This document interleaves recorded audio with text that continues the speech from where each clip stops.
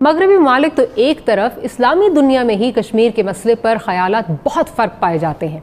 इसका अंदाज़ा पाक सऊदी ताल्लुकात में कश्मीर को लेकर हाल ही में पैदा होने वाले आर्जी तनाव से ज़रूर लगाया जा सकता है। वो कि अब पाक सऊदी ताल्लुकात में दोबारा नॉर्मल सी का जो इम्कान पैदा होने लगा है, और इसका अंदाज़ा आर्मी चीफ और DGISI कि कल के सऊदी अरब के जो दौरा है उससे लगाया जा सकता है। लेकिन फिर भी बुनियादी सवाल वही है कि कश्मीर पर आलमी नुक्ता निगाह गुज़िश्ता एक साल की ख़राब तरीन हालात के बावजूद भी तब्दील क्यों नहीं हो सका है।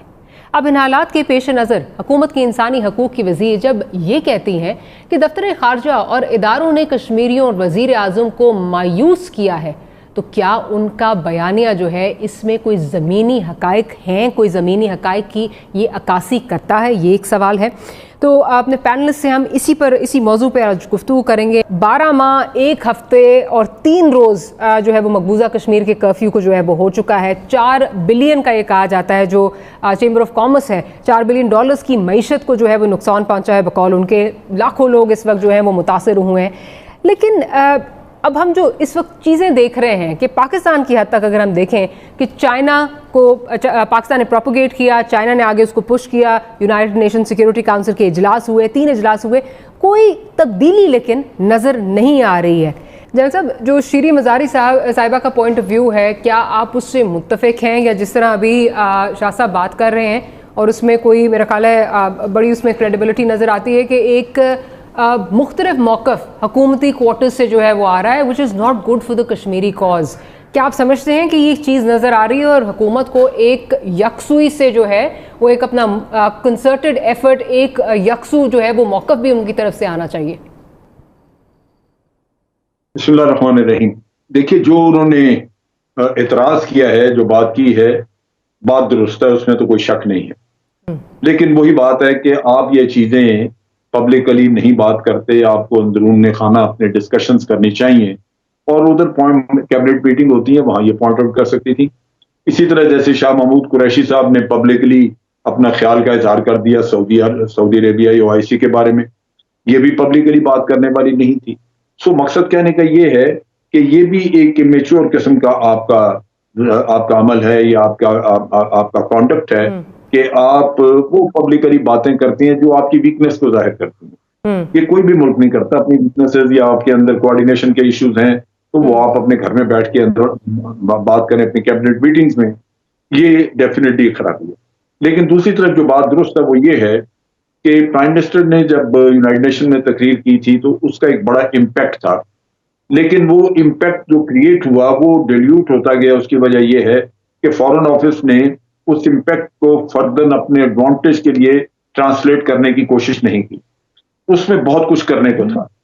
देखिए, उस वक्त भी इंडिया ने जब ये स्टेटस बदला है कश्मीर का, उसको यूनियन टेरिटरी वगैरह बनाया, तो वो एक बड़ा मासूम सा हम लोगों को एक एक्सप्लेनेशन देते थे मासूमाना।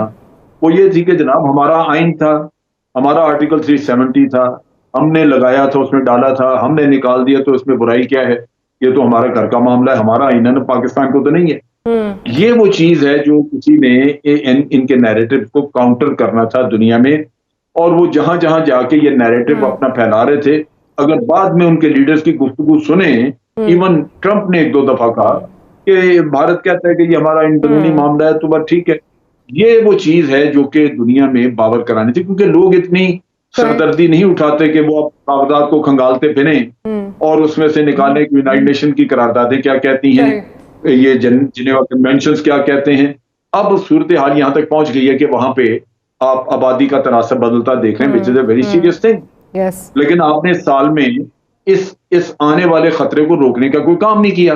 पाकिस्तान के हवाले से अगर देखा जाए तो लगता है कि GCC ममालिक जो हैं वो, it wouldn't be wrong to say, कि जिस तरह लिटरली आर्म ट्विस्टिंग जो है वो पाकिस्तान की हो रही है। अभी आपने देखा है पिछले दिनों क्या होता रहा है। क्या आप समझती हैं कि this is the fall out of the Jio politics, जो बहुत ज़्यादा लोगों के, बहुत ज़्यादा ममालिक के जो हैं वो अज़ाइम हैं, उसका ये फॉल आउट है, उसके नतीजे में जो है ये किया जा रहा है, पाकिस्तान को किसी और तरह से जो है वो आर्म ट्विस्टिंग की जा रही है, पाकिस्तान को, कश्मीर को एक जवाब बना के?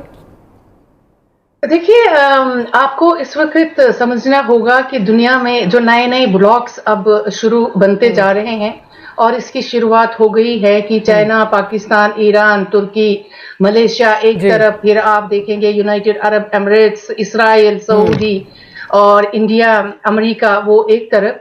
तो इसमें कुछ बहुत सारे ऐसे ममालिक भी हैं यूरोप में जो खुद इस वक्त जो नेटो की सूरत हाल है वो भी सब किसी से छुपी हुई नहीं है, कि जो नेटो कंट्रीज के बीच में भी एक इस वक्त रिफ्ट चल रहा है आपस में। और ब्रेक्जिट के बाद जो बरतानिया जब यूरोप से अलग हो गया तो पूरी दुनिया में एक हलचल सी, एक इंतशार मचा हुआ है। और उसके होते हुए अगर आप देखेंगे कि सिर्फ इस वक्त पाकिस्तान की आर्म ट्विस्टिंग हो रही है, मुझे लगता है कि बहुत सारे ऐसे ममालिक, मुस्लिम ममालिक जिनको हम चैंपियंस कहते हैं मुसलमानों के, उनकी भी आर्म ट्विस्टिंग हो रही है बहुत सारे तरीकों से। और जो बज़ाहिर नजर आ रहा है, लेकिन वो मतलब उसको आप विजिबल तो नहीं देखेंगे, लेकिन पीछे से आप देखेंगे तो मुझे इसमें एक चीज है कि जो पाकिस्तान ने भी अब लग रहा है कि एक तरफ से एक लाइन जो इख्तियार की है, जिसका तायुन, एक जो समत जो है, एक डायरेक्शन जो है इमरान खान ने जिसका तायुन किया है, वो भी ऐसा बुरा नहीं है जो लाइन उन्होंने इख्तियार की है। लेकिन सिर्फ आप उस एक लाइन पे रह के आगे अपना जो मौकिफ है वो उसको उसकी हिमायत हासिल करेंगे, वो आज की दुनिया में शायद मुमकिन नहीं है। इसमें आपको उन मुल्कों के पास भी जाना होगा जिनसे अगर आपकी कोई अनबन भी चल रही है, उनकी सपोर्ट भी हासिल करनी होगी, इसलिए कि जब तक आप वाइडर पर्सपेक्टिव में अपने मौके, अपने नरेटिव की हिमायत हासिल नहीं करेंगे, आज की दुनिया में बहुत मुश्किल है कि बहुत सारे जो ममालिक है जिनको आप सुपर पावर भी कहते हैं कि वो आपकी बात सुने, तो उनके पास भी जाने की जरूरत है। जैसे इंडिया जो है वो जाता है जिनके साथ उनके रिलेशंस भी नहीं है, लेकिन वो फिर भी उन मुल्कों के पास जाता है और अपना मौकिफ जो है सामने रखता है। तो इसमें बहुत ज्यादा काम करने की मुझे लगता है जरूरत है। ठीक है जैन साहब, आपका पर्सपेक्टिव इस पे क्या है? जो जीसीसी के हवाले से जो चीज़ें हमें नज़र आ रही हैं, जिस तरह आर्म ट्विस्टिंग की जा रही है, क्या ये वही पुराना प्लान है जो भारत की ठेकेदारी से शुरू होता है और वहीं पे जो है वो ख़त्म होता है खित्ते की हद तक? क्या ये उसी का फॉल आउट है सारा जो नज़र आ रहा है हमें? देखिए, पहली बात, मैं ये शाह साहब ने अभी जो जिक्र किया है, मैं उस पर एक कमेंट देना चाहता हूं। वो ये है कि आबादी का तनासब वादी में भी बदला जा रहा है और बड़ी जल्दी मुकम्मल बदला जाएगा। वहां आबाद करने की जरूरत नहीं है उनको। यहां ये है कि उनको सिटीजनशिप दे के तो उनको एक वोटिंग राइट मिल गया। वो जहां भी मौजूद होंगे वोटर्स लिस्ट में उनके नाम अपीयर होंगे और वो आइंदा वोट देंगे, जो कि हिंदू डोमिनेटेड गवर्नमेंट वहां पे बनेगी।